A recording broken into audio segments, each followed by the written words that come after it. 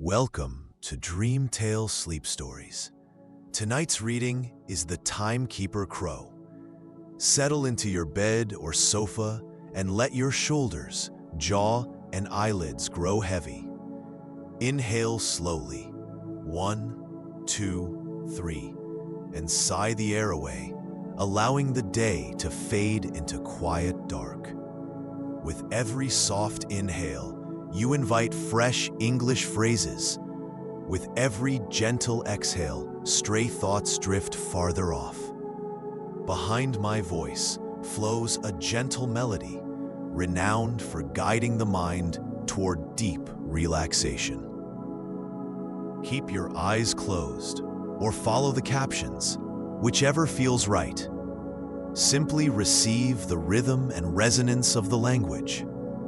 Deep in rest, tonight's phrases will take root like seeds, ready to bloom into stronger English skills with the morning light. When you feel settled, hold that unhurried breath and allow yourself to drift into the tale. The Timekeeper Crow begins now, and when the story's final line has faded, the music will linger a little longer, carrying you gently deeper into sleep. The Timekeeper Crow. Doc type HTML in the heart of the old town. In the phrases, link, references, words. Style CSS, preparing for a loud. Come for sleep. To let spirits be guided by my mouth.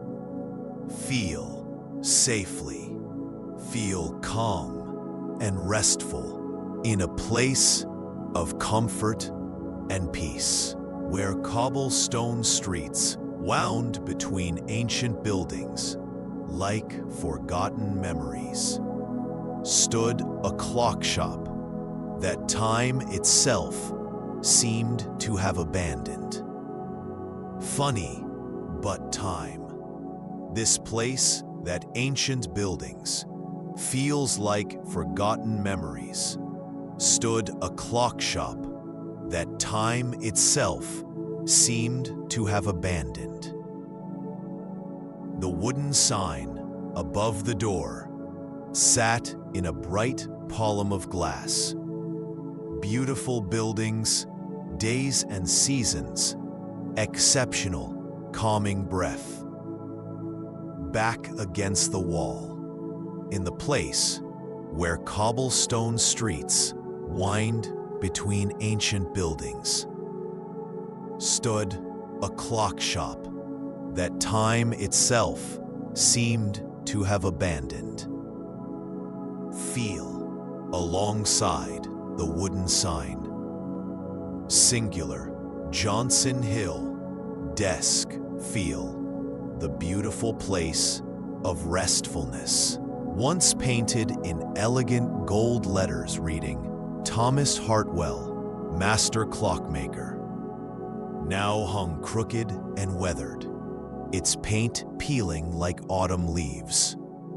ドアの上の木の看板は、かつてトーマス・ハートウェル、マスター時計職人と優雅な金文字で描かれていましたが、今は曲がって風化し、ペンキが秋の葉のように剥がれていました。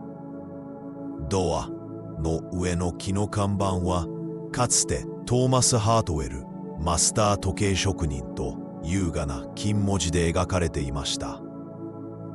ドアの上の木の看板は、かつて大きな光明に与えていたものを、マスター時計職人と優雅な金文字で描かれていましたが、今は曲がって風化し、ペンキが秋の葉のように剥がれていました。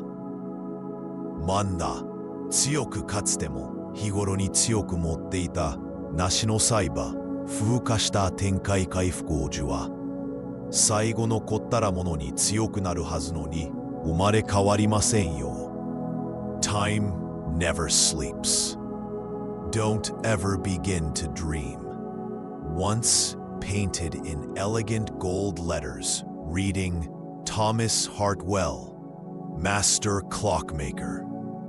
Now hung crooked weeds grew through the cracks in the sidewalk, and the large display window was clouded with years of dust and neglect. サイバーも秋の葉の往復、何年もの埃と放置によって曇っていました。But the shop was not entirely empty. Same with it. しかし、店は完全にあるままでは。High among the rafters, in a nest built from old clock springs and torn pages of repair manuals, lived an elderly crow named Kronos. サイバーの上のここの根なめの破れたページで作られた巣の中に、クロノスという名前の寝し当たり生まれたカラスが住んでいました。And his bright amber eyes held a wisdom that seemed far older than his actual years. 彼の羽は真っ黒から威厳のある銀灰色に、明るい琥珀色の瞳には実際の年齢をはるかに超えた知恵が宿っていました。クロノスは真っ黒から威厳のある金灰色に変わってマシマによう4分かかりましたが、クロノスは何年も聞いていたと思い、He had been watching, learning, and remembering everything that happened in this magical place for over a decade. クロノスは普通のカラスではありませんでした。彼は10年以上にわたってこの魔法のような場所で起こることすべてを見て、学び、記憶していたのです。Every morning, as the first rays of sunlight filtered through the grimy windows, Kronos would begin his daily ritual. 毎朝、汚れた窓を通して最初の太陽光が差し込むと、クロノスは日課を始めました。読書。Hour after hour, Kronos worked on the tiny mechanism. 何時間も何時間もクロノスは小さな機構で作業しました。His claws ached.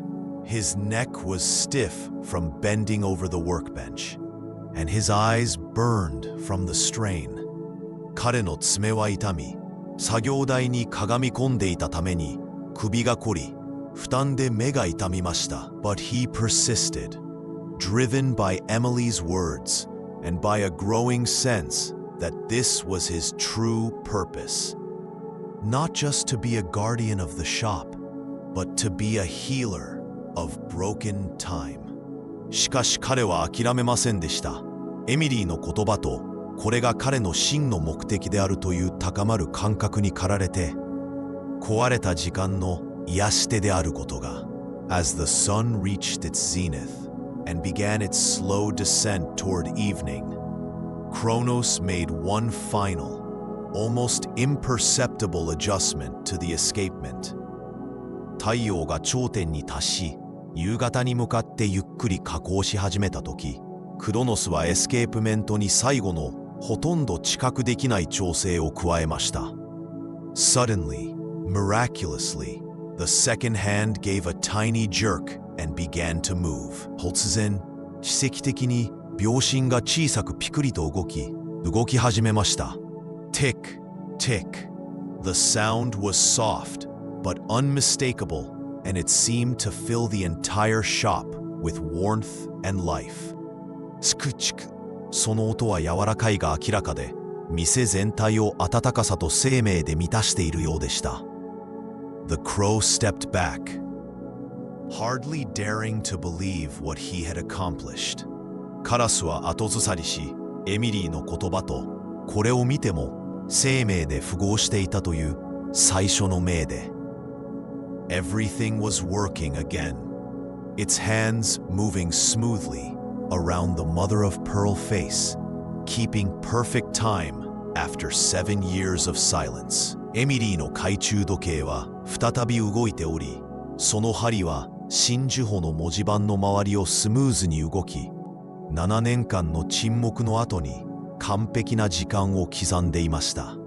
But that was only the beginning of the miracle. しかしそれは奇跡の始まりに過ぎませんでした。Other timepieces throughout the shop began to stir. エミリーの時計の音に目覚めたかのように、店中の時計たちが動き始めました。A small mantel clock on a nearby shelf gave a tentative chime. 近くの棚の小さな置き時計がためらいがちにチャイムを鳴らしました。A grandfather clock in the corner began to tick, its pendulum swinging in slow, measured arcs. 角の大時計が刻み始め、その振り子がゆっくりと測定された弧を描いて揺れました。One by one, dozens of clocks that had been silent for years began to come back to life. Each one joining the growing symphony of time. 一つずつ何年も沈黙していた何十もの時計が生き返り始め、それぞれが時間の高まる交響曲に加わりました。The sound was magical. Not the chaotic noise that one might expect from so many different timepieces, but a harmonious chorus that seemed to celebrate the return of order to a place that had known only stillness and decay. その音は魔法的でした。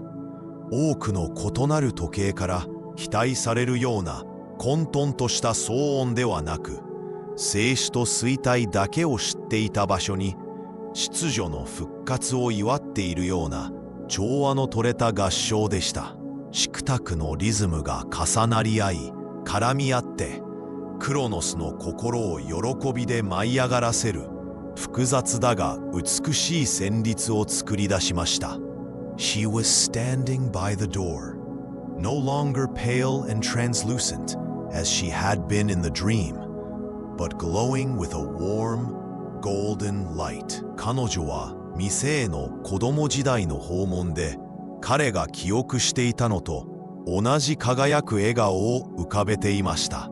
The knowledge that his work will continue, that the love he put into his timepieces will live on. エミリーの後ろに薄れゆく光の中でかろうじて見えるトーマス・ハートウェルの姿がクロノスには見えました。He raised his hand in a gesture of gratitude and blessing before both father and daughter began to fade away. Emily's voice came to him like a whisper on the wind. Whenever you need us, we'll be here. But you won't need us often, Kronos. You've learned everything you need to know. You are the timekeeper now. And then they were gone, leaving Kronos alone in the shop with the magnificent chorus of restored timepieces. しかし、彼はもはや孤独を感じたり、自分の目的について混乱を感じたりしませんでした。He was exactly where he belonged, doing exactly what he was meant to do. Word of the miraculous resurrection of the clock shop spread throughout the town. People came from far and wide to hear the beautiful symphony of ticking clocks and to catch a glimpse of the remarkable crow who had somehow brought them back to life. 人々は遠くから時計の美しい交響曲を聴き、何らかの方法でそれらを生き返らせた驚くべきカラスを一目見ようとやってきました。Some brought their own broken timepieces, hoping that Kronos might work his magic on them as well. And Kronos did not disappoint them. With patience and skill that seemed to grow stronger each day, he repaired watch after watch, clock after clock. The town council officially designated him as the town's master clockmaker, complete with a small brass plaque that read Kronos, Timekeeper Extraordinary. Kronos never forgot the lesson that Emily had taught him.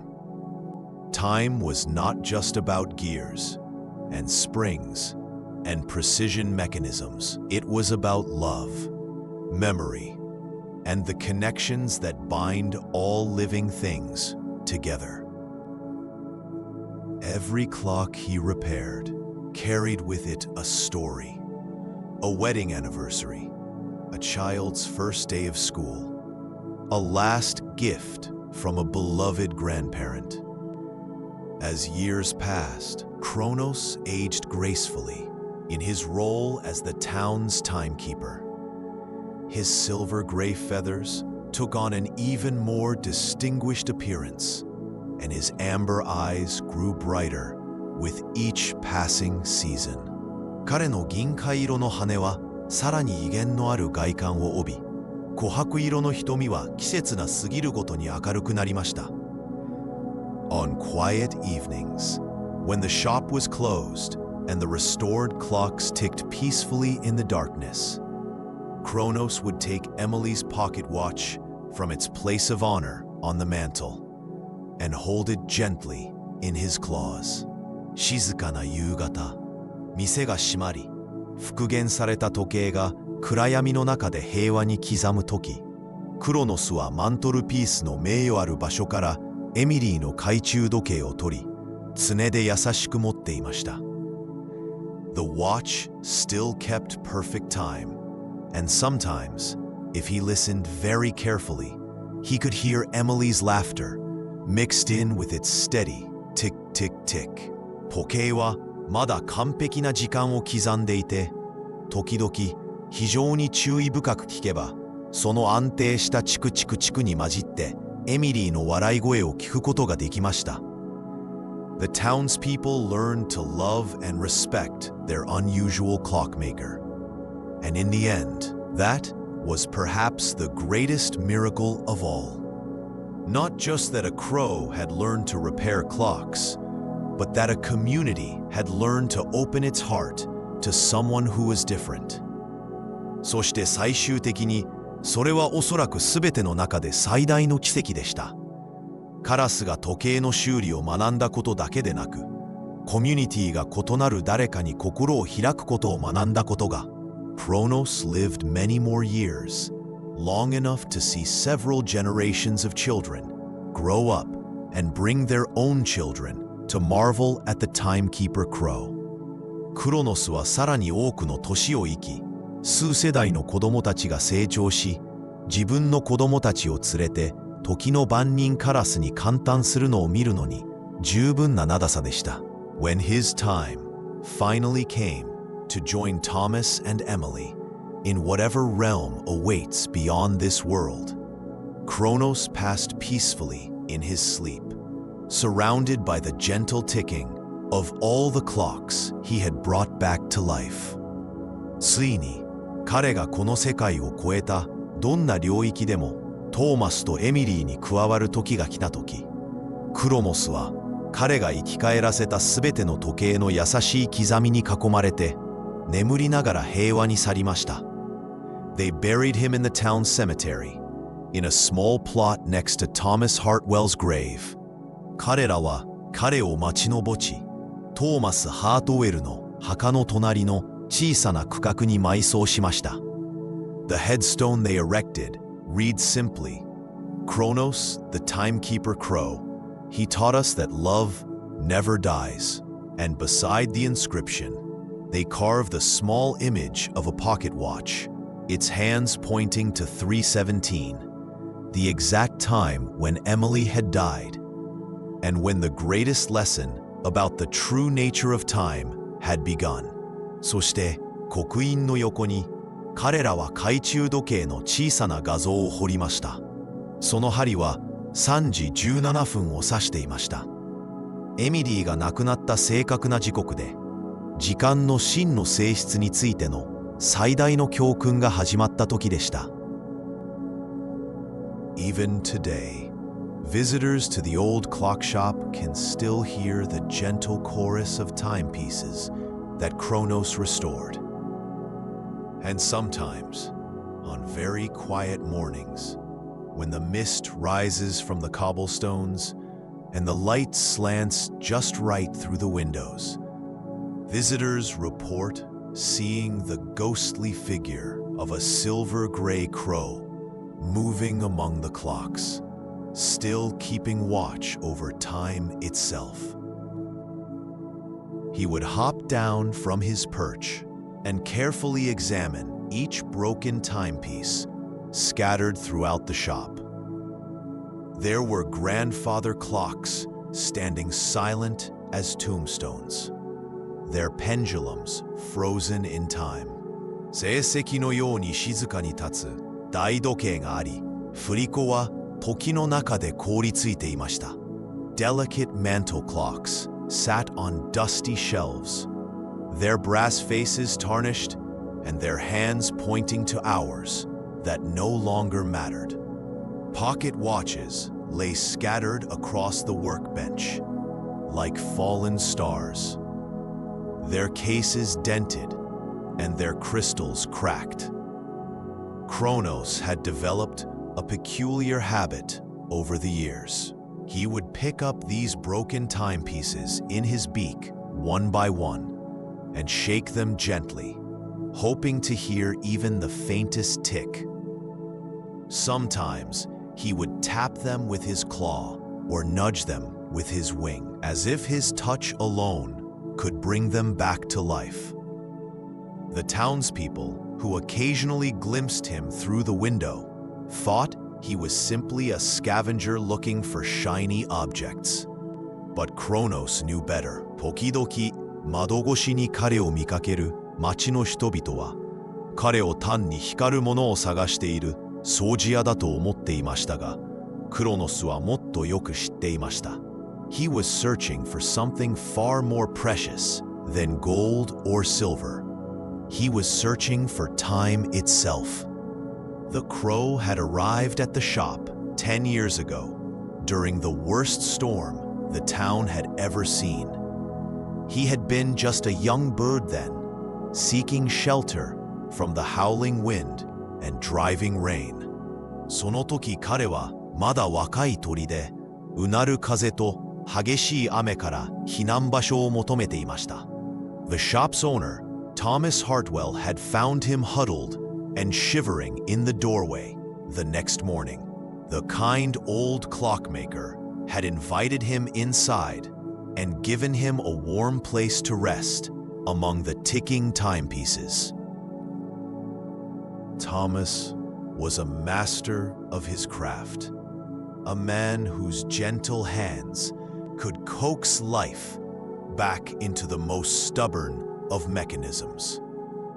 He spoke to his clocks as if they were old friends, and Kronos would perch nearby, listening intently as Thomas explained the intricate workings of gears and springs, pendulums and escapements.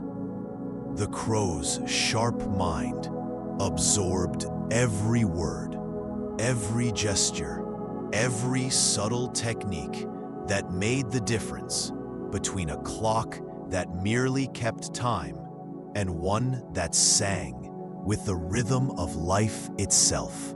For 3 wonderful years, Kronos and Thomas worked side by side in perfect harmony. The shop was always filled with the gentle symphony of ticking clocks, each one keeping its own unique tempo, creating a melody that seemed to capture the very heartbeat of the universe. 店は常に時計の優しい交響曲で満たされ、それぞれが独自のテンポを保ち、宇宙の鼓動そのものを捉えているような旋律を作り出していました。Customers would come from neighboring towns just to hear Thomas's clocks and to commission him to create special timepieces for important occasions, weddings, anniversaries, the birth of children. お客様は隣町からもトーマスの時計を聞くためだけに、そして重要な機会、結婚式、記念日、子供の誕生のために特別な時計を作ってもらうために依頼しに来ていました。But Thomas had a secret sorrow that even the most perfectly tuned clock could not heal. しかし、トーマスには最も完璧に調律された時計でさえ癒すことのできない秘密の悲しみがありました。His beloved daughter, Emily, had fallen ill with a mysterious disease that no doctor could cure. With hair like spun gold and eyes as blue as summer skies, Emily loved visiting her father's shop, and she had a particular fondness for a special pocket watch that Thomas had made for her 13th birthday.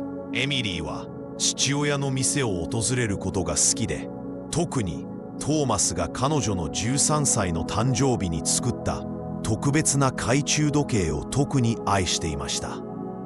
It was his masterpiece, a delicate silver timepiece with tiny pearls around the face, and an inscription on the back that read, "For my dearest Emily, may time always be kind to you." それは彼の傑作でした。文字盤の周りに小さな真珠がついた繊細な銀の時計で、裏面には最愛のエミリーへ、時があなたにいつも優しくありますようにという刻印がありました。As Emily's condition worsened, Thomas spent countless hours working on her watch, adjusting and readjusting its mechanism, as if he believed that by making it keep perfect time, he could somehow give his daughter more time as well.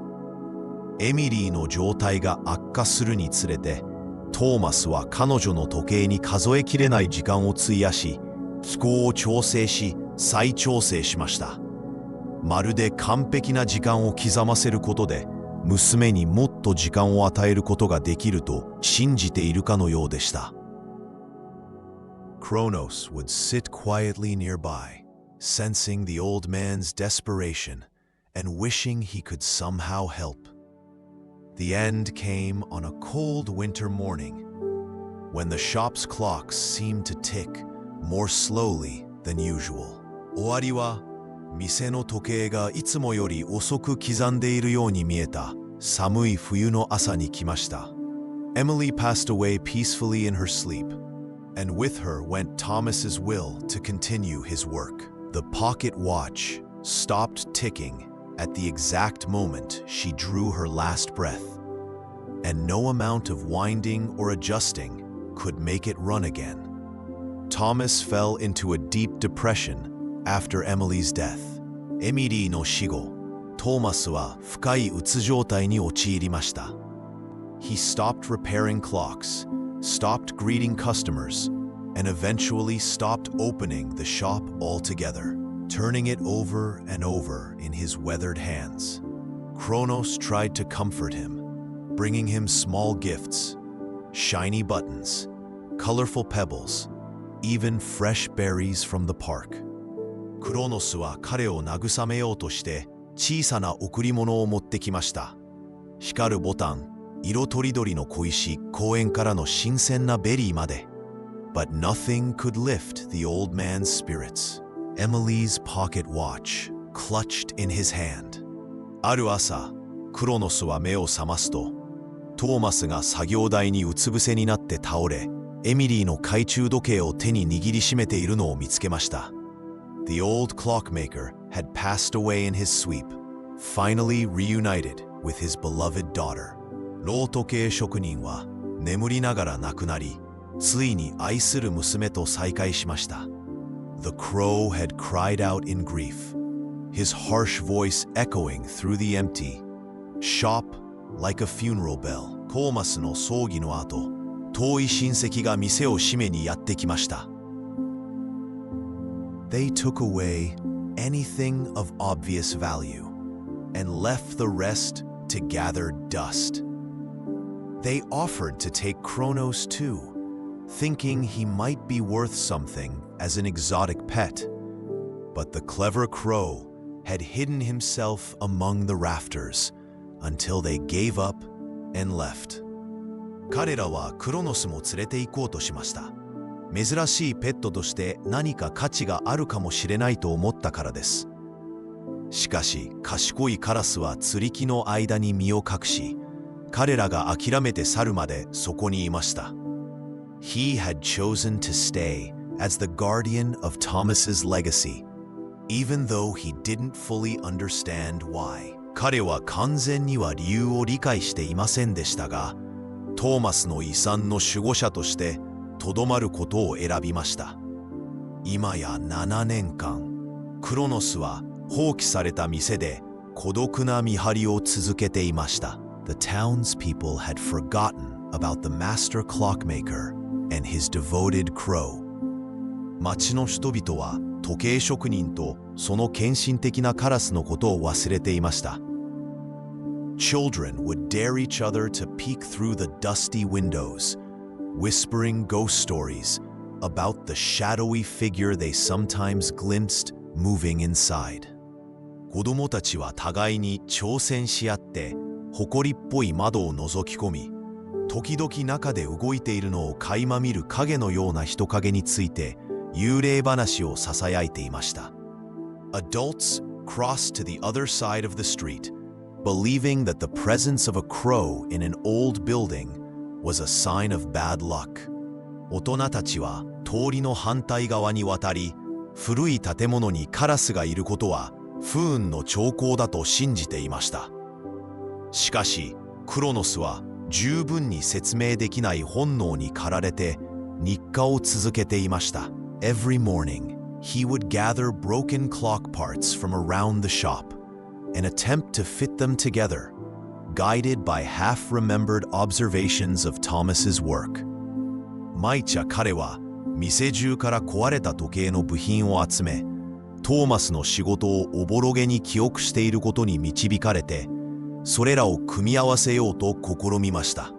His claws were not designed for such delicate work, and his beak could not grip the tiny screws and springs with the precision that human fingers could achieve. 最初は彼の試みは不器用でした。彼の爪はそのような繊細な作業のために設計されておらず、彼のくちばしは人間の指が達成できる精度で小さなネジやバネを握ることができませんでした。He did not give up. それでも彼は諦めませんでした。He learned to use small tools by holding them carefully in his beak, and he discovered that he could manipulate larger parts by pushing them with his feet or wings. 彼は小さな道具をくちばしで慎重に保持することで使用することを学び、大きな部品は足や翼で押すことで操作できることを発見しました。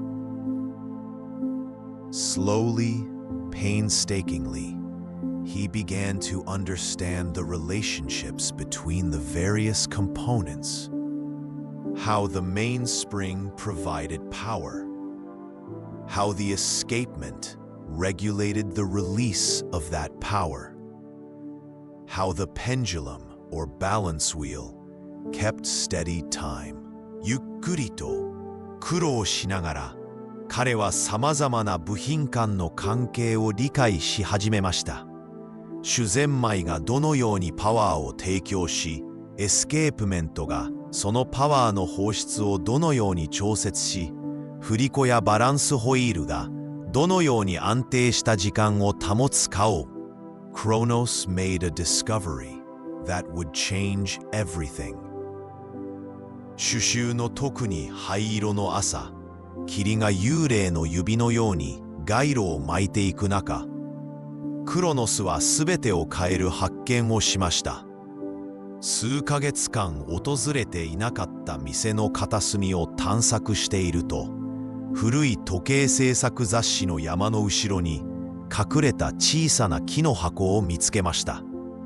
Inside the box, wrapped in faded blue silk, was Emily's pocket watch, the very timepiece that Thomas had been holding when he died. 箱の中に色あせた青い絹に包まれてエミリーの懐中時計がありました。トーマスが亡くなった時に握っていたまさにその時計でした。Kronos lifted the watch carefully in his beak and carried it to the workbench where Thomas used to sit. DMX. In the pale morning light, he could see that it was even more beautiful than he remembered.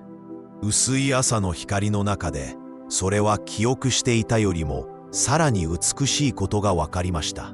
銀のケースは長年の放置にもかかわらず輝き、文字盤の周りの小さな真珠は艶のように光を捉えていました。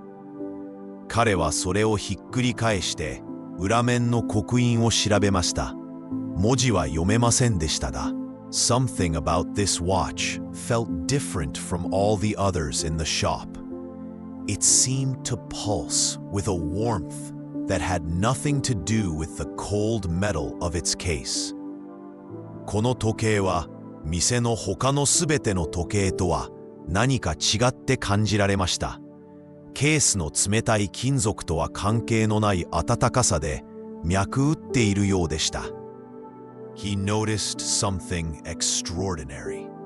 クロノスが時計をより詳しく調べると、並外れたことに気づきました。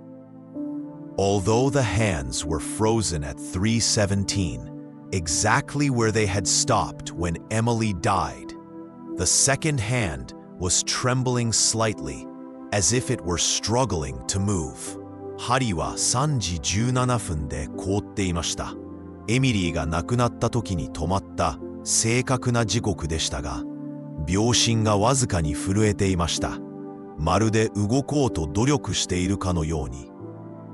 It was almost as if the watch were alive, but trapped, waiting for someone to set it free.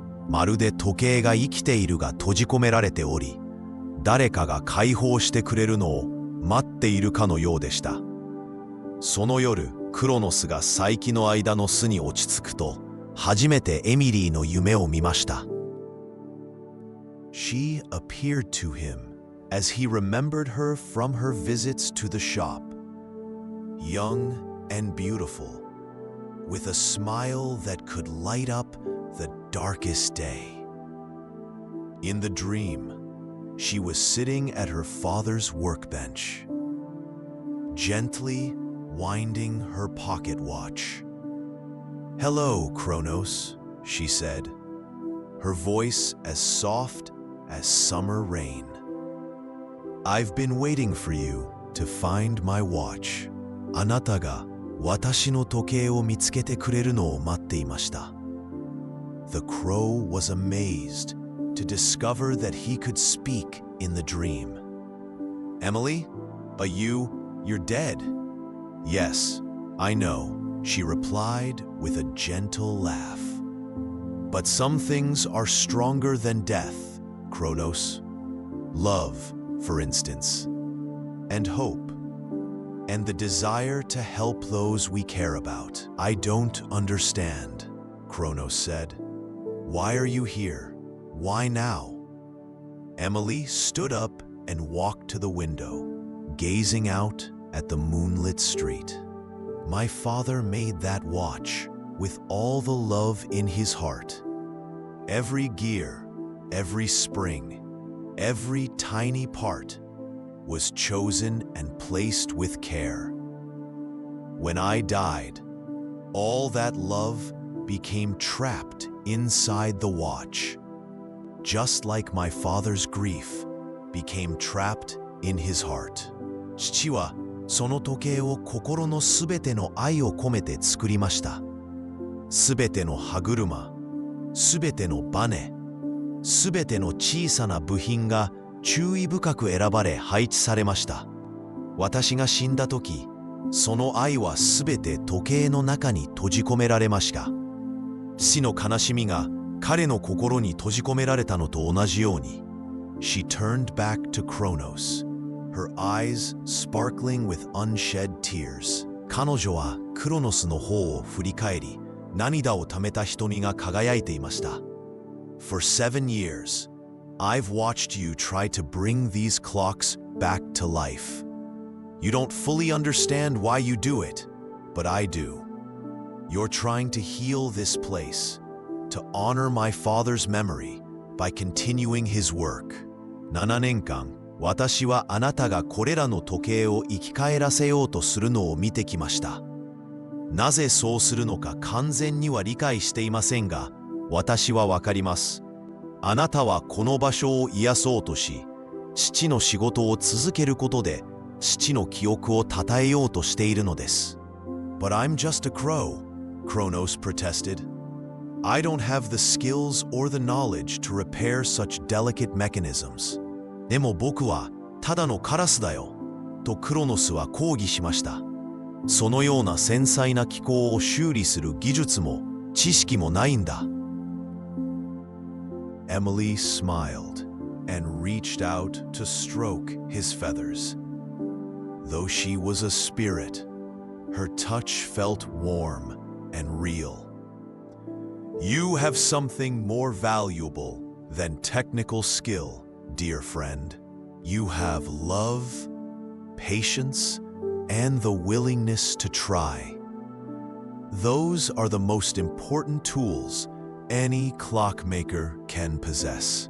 何をしてほしいの？とクロノスは尋ねました。Repair my watch, Emily said simply. Free the love that's trapped inside it. When you do, all the clocks in this shop will sing again, and my father's heart will finally be at peace. その中に閉じ込められた愛を解放して、そうすれば、この店のすべての時計が再び歌い、父の心もついに安らぎを得るでしょう。But how? I've tried so many times with so many clocks, and I've never succeeded in making even one of them work properly. でもどうやって？僕は多くの時計で何度も試したけれど、その中の一つでさえ適切に動かすことに成功したことがないんだ。Emily's form began to fade as the dream came to an end. Trust yourself, Kronos. Trust your heart. And remember, time is not just about gears and springs. It's about the moments that matter, the memories we cherish, and the love that connects us all. Kronos woke with the first light of dawn, Emily's words echoing in his mind. He looked down at the pocket watch, which still lay on the workbench where he had left it. In the growing light, he could see that the second hand was indeed trembling, as if it were eager to begin moving again. With renewed determination, Kronos began to study the watch more carefully than he had ever studied anything before. He used a small magnifying glass that Thomas had left on the workbench to examine each component. 彼はトーマスが作業台に残した小さな虫眼鏡を使って各部品を調べました。He could see that the mainspring was fully wound. Thomas had been obsessively winding it in the days before he died. The problem seemed to be with the escapement mechanism, which was preventing the energy from being released in the steady, measured way that would allow the hands to move. Working with infinite patience, Kronos used the tip of a tiny screwdriver to gently adjust the escapement. It was delicate work that required all of his concentration and skill. Several times, he had to stop and rest, his eyes watering from the strain of focusing on such minute details. Kronos found himself thinking about all the conversations he had overheard between Thomas and his customers over the years.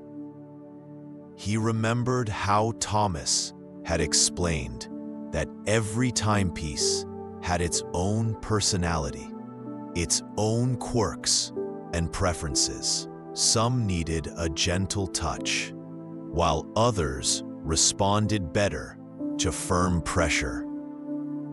Some worked best in warm conditions, while others preferred the cool. Emily's watch, Kronos realized, was like Emily herself, delicate but resilient, beautiful but practical, complex but ultimately straightforward in its needs. It didn't require force or clever tricks. It simply needed someone to care for it with the same love and attention that Thomas had given to Emily throughout her short life.